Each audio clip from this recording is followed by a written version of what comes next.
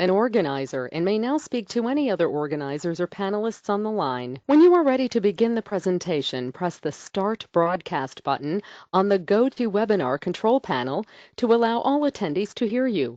This system will notify you once you begin your broadcast. The broadcast is now starting. All attendees are in listen-only mode. All right, here, let's see. It's a high noon Central Standard Time.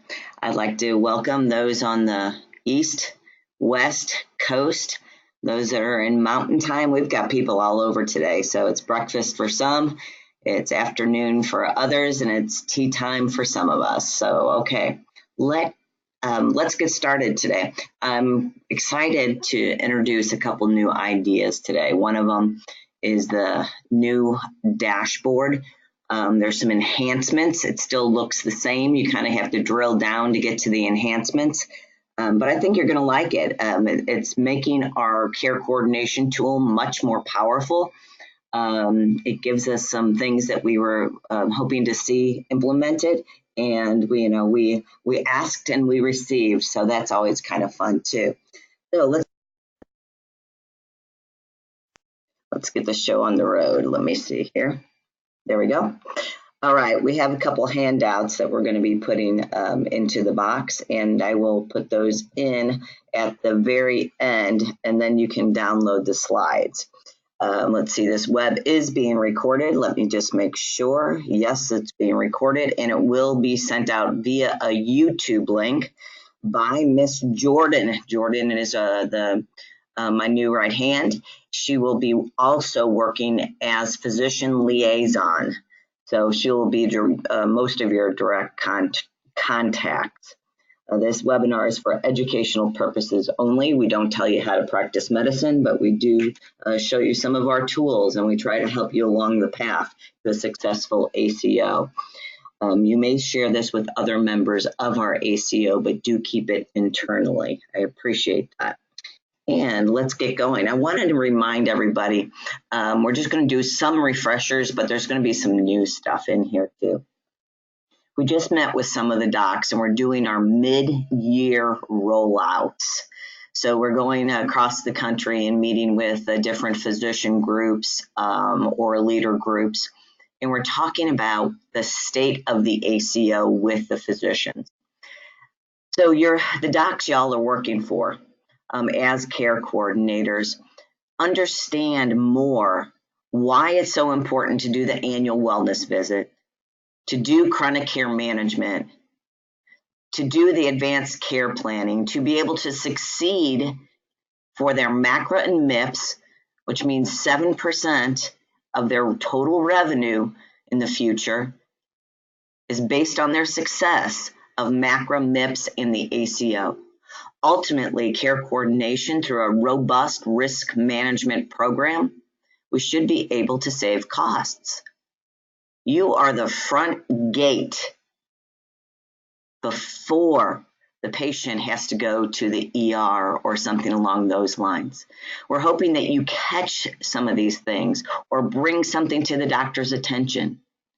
Every single year, because you are making sure our patients get mammograms, we catch something.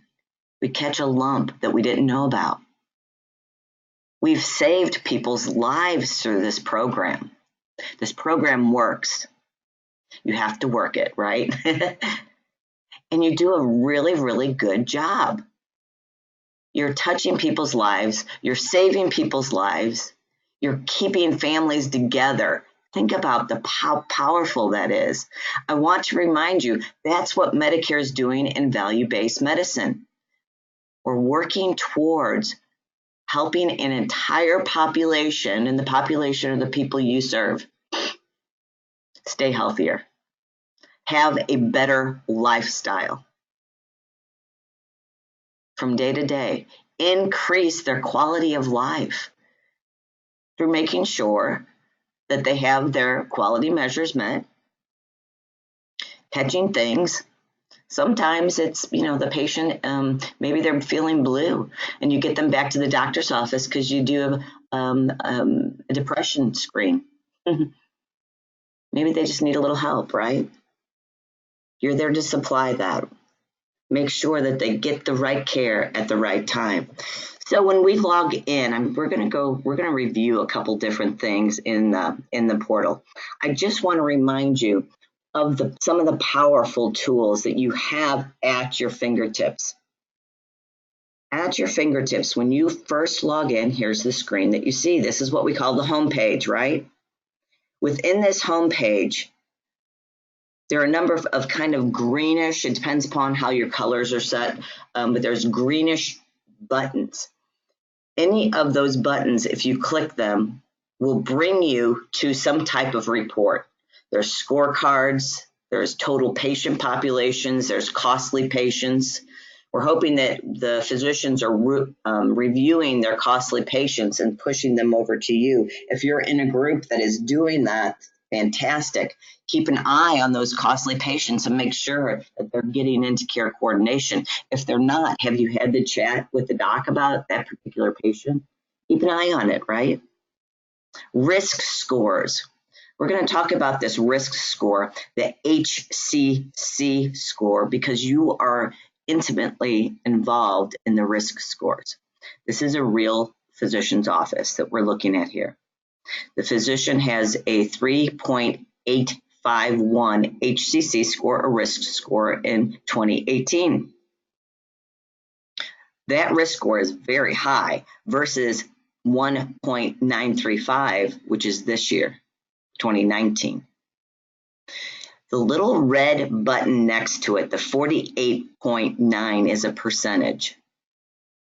That is the percentage or recapture rate of diagnoses that have been recaptured or marked down or sent to Medicare, right? They're sent to Medicare via a diagnosis on a claim form. So only 48% of this practice HCC scores or diagnosis scores were re-diagnosed from 18 to 19. That's unsettling. The reason why that is unsettling is the HCC scores are driven by chronic conditions. Chronic conditions do not go away. If a chronic condition does not go away, why is it not recaptured from year to year? Medicare only looks back to January 1st. So every single year, we must recapture the diagnosis scores of the previous year.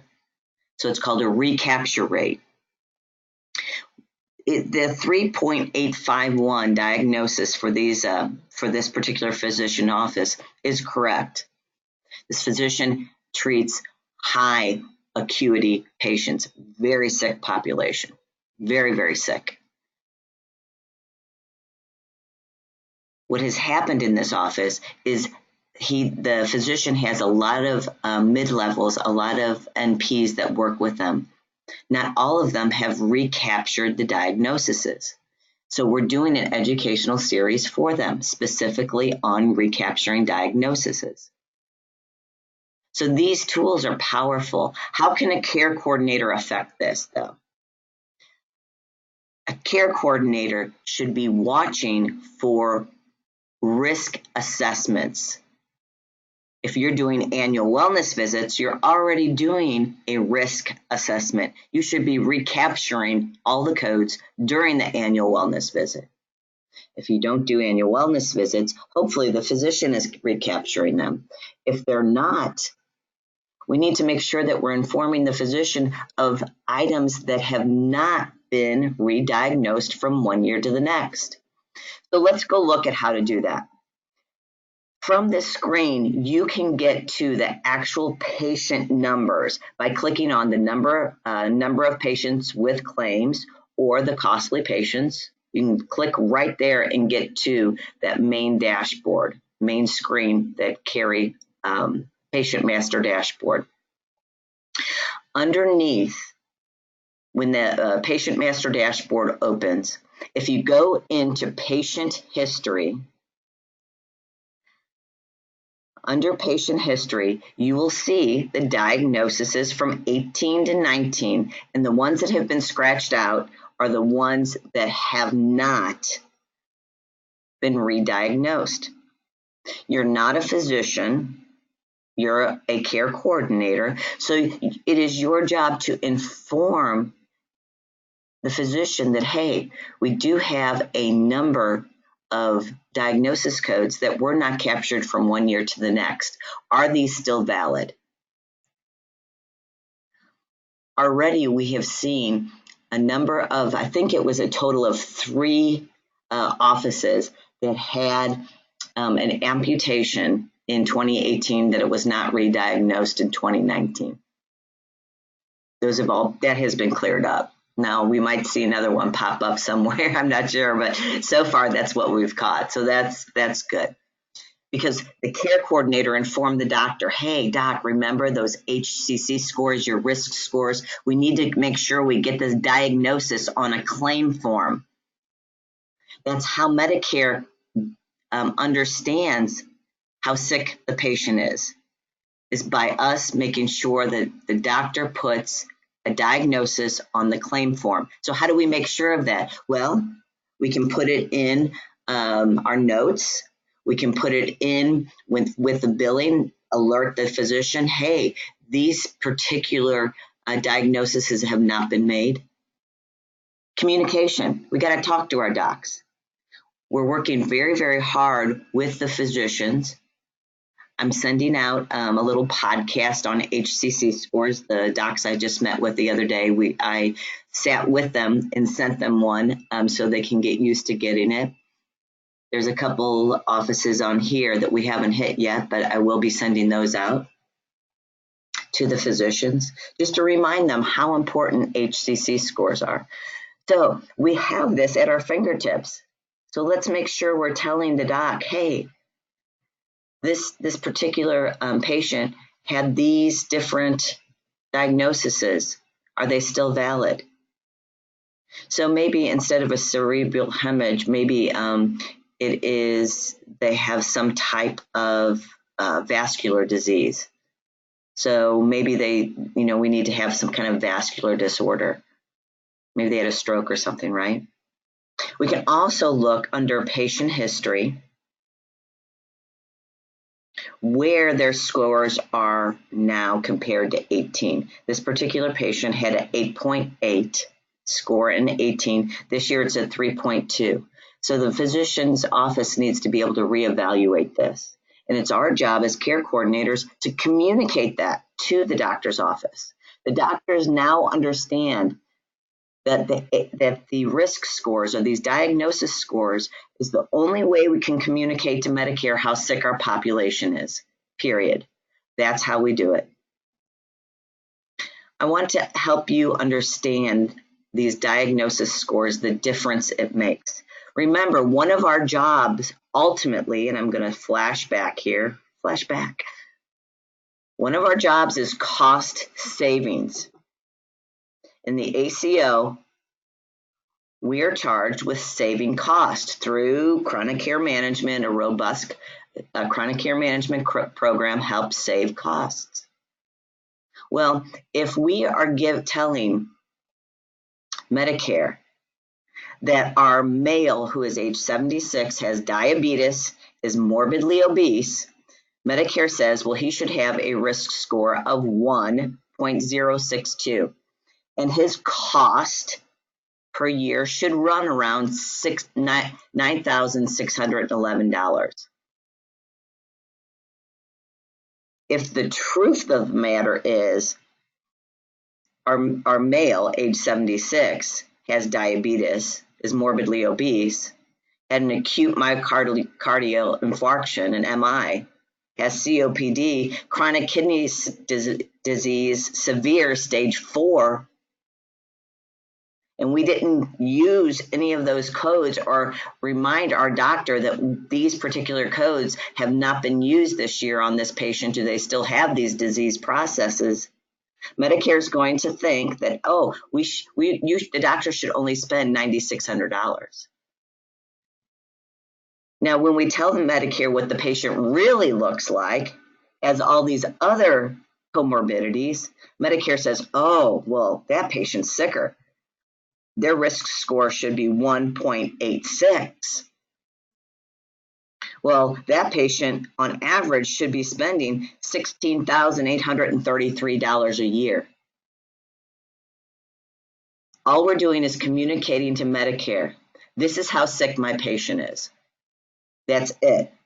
We're telling Medicare. So Medicare understands, oh, well, the cost should be $16,833. So if you can do better than that, doc, you are succeeding in the ACO. If a patient has all these comorbidities and spends more than $9,600, is it because we only told Medicare, and Medicare, they fail in the ACO, and Medicare comes back and says, well, doc, you didn't save any money because your patient should have only spent $9,600, but you spent $15,000. Whose fault is that we didn't communicate it? And Medicare says that that the doctor didn't save money, when in fact they did, because they only spent $15,000. But we didn't tell the Medicare that, look, our patient is truly this sick. They had an MI, COPD, chronic kidney disease, severe, stage 4. You notice stage 4? We've got to get down into the weeds on these and say exactly what's wrong with the patient. Maybe it's only stage 3. Maybe it's stage 2. We got to tell Medicare what it is. So if we don't communicate to Medicare, it's our fault. Medicare is giving us the opportunity to communicate with them through diagnoses.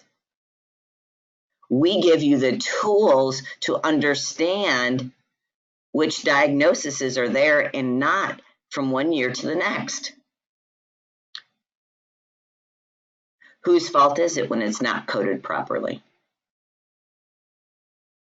Did we not inform our physicians? We've got the tools right here to do it. This is a team effort. Care coordination, this is the starting place is care coordination. We are the ones that work with the patients sometimes twice a month, sometimes for an hour. The physician will see the patient maybe 15 minutes that month. We're the ones that really nurture these relationships and understand what's going on with the patient. It is our responsibility to tell the physician. We are part of the care team. I think this little chart is a really good one. This is the one we actually shared with our physicians, this chart. So I wanted to show you what they're seeing and how they are starting to understand. This is how Medicare looks at cost. This is how Medicare looks at risk.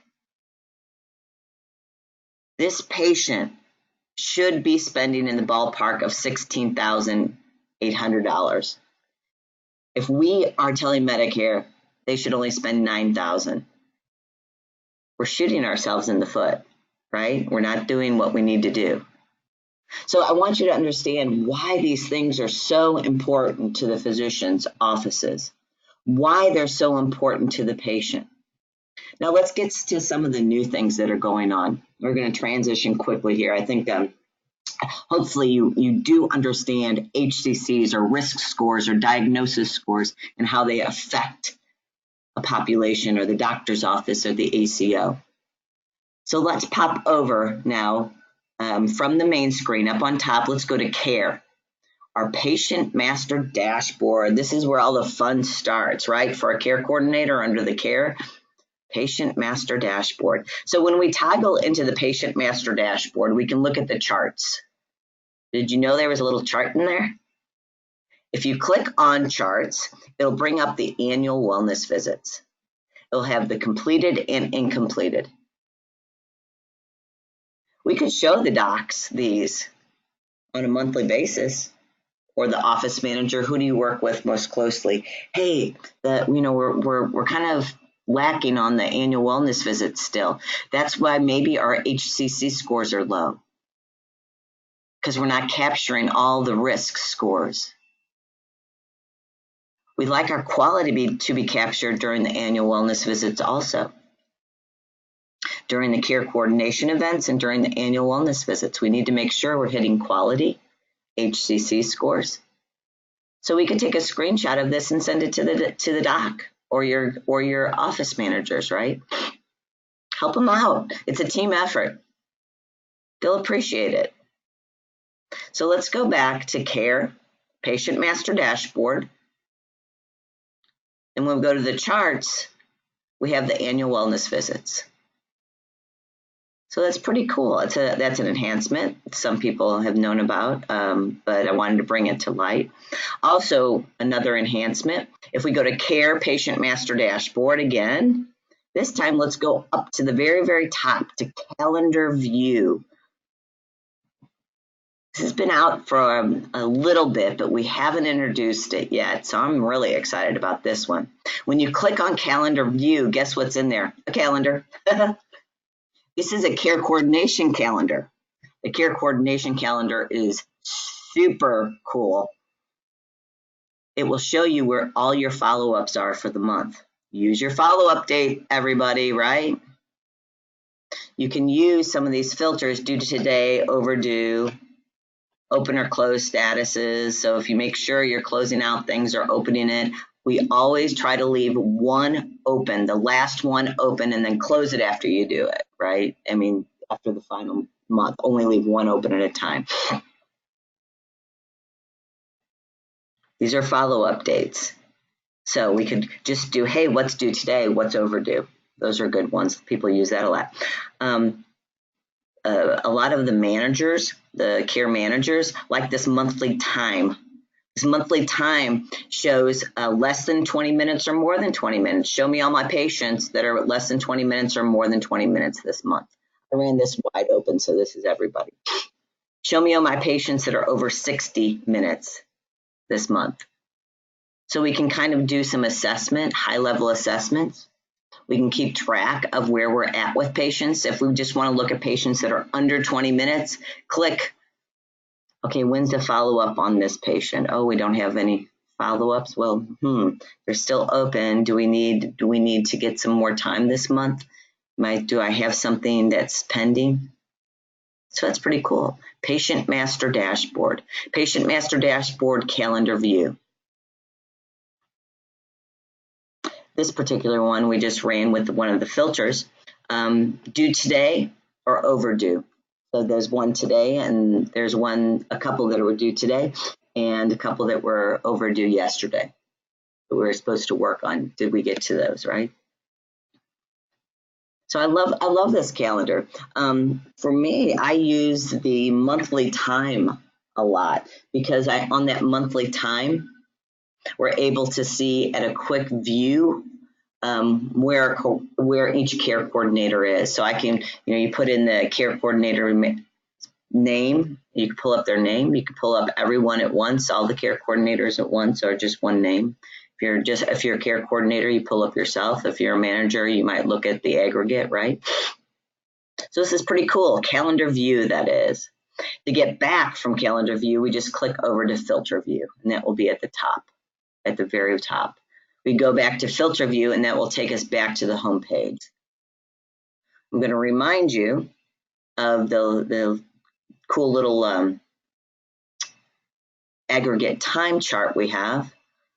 So if we're going to do all patients from the filter view and do a search, when we export to CCT time and open our Excel sheet, over to the right, column Q, we have our aggregate time.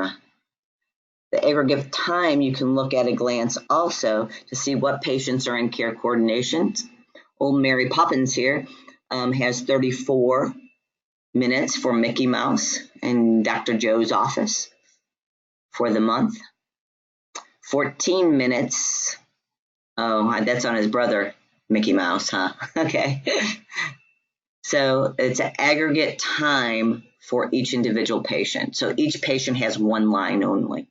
Okay, that is tremendously powerful, especially for the managers and for productivity. It helps the care coordinators stay on track also to let them know where they're at any one given time. Now remember, within the portal, you must have the timer running in order for any of these things, any of these time-driven items to show up. So remember, as soon as you create an event, you go to your action items. So you go into a patient and you're creating an event. You're just going in and doing your first care coordination event, right? So you go into the portal. Your timer starts ticking. It must be open and you must save it in order for these numbers to save. You must save the event. We're really working hard on making sure that everyone is using the portal. You only use the time template as a backup, right? Use the time template as a backup. At some point, I'm going to start suggesting to everyone and to my care coordinators too, keep your time, and let me know if there's any add-ons, because I'm only going to use the electronic versions. I'll take the electronic versions, I'll see what the time is, and then I will add on the other manual ones. Because sometimes manual happens. I understand that, especially in my rural areas. Boy, I happen to be in Chicago today, but it's hit and miss on bandwidth, right? So sometimes we have a signal, sometimes we don't. I get it. Sometimes you're in your car, your patient calls you. I get it. So we have add-ons, right? Manual time template. But that should not be the majority of the time anymore. We're moving to making sure that we always capture the time via the timer. The organizations are getting too sophisticated, too many patients in the populations, which is good. We're helping more and more people every day. This is fantastic. Let's save more lives, right? But we need a tool to be able to help manage that efficiently also. So this is great. We've got some really neat things out there. I want to make sure I introduce Jordan to everyone. Miss Jordan is a fabulous individual. We are quickly becoming very close. She is becoming my right hand. Priya is no longer working as the physician liaison. She's working back on some computer stuff. But Jordan is going to be working with the physicians themselves and the offices. So I want to make sure that everyone is introduced to her.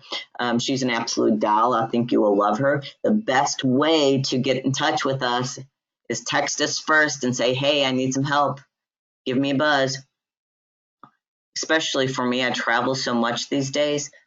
If I'm in the air or somewhere where I don't have a signal, I'm in the Appalachian Mountains, I can promise you I won't have a signal. I won't get an email very quickly, but I sure will get a text once I get down that mountainside.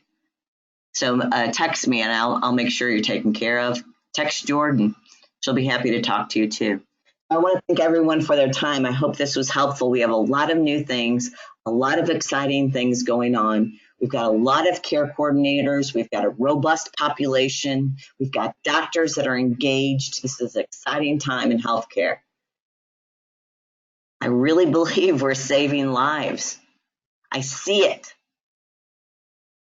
If you guys have a win, and this is what I call a win. My team usually lets me know when they have a win, but I want to know, did you have a patient go get a mammogram and a lump was found, or a colonoscopy and a polyp? Are you saving lives? Tell us your wins. I want you to email me directly, text me, let me know that you have had something has happened really positive. We want to start sharing that even with the physicians to let them know, my gosh, look at the impact on lives we're having.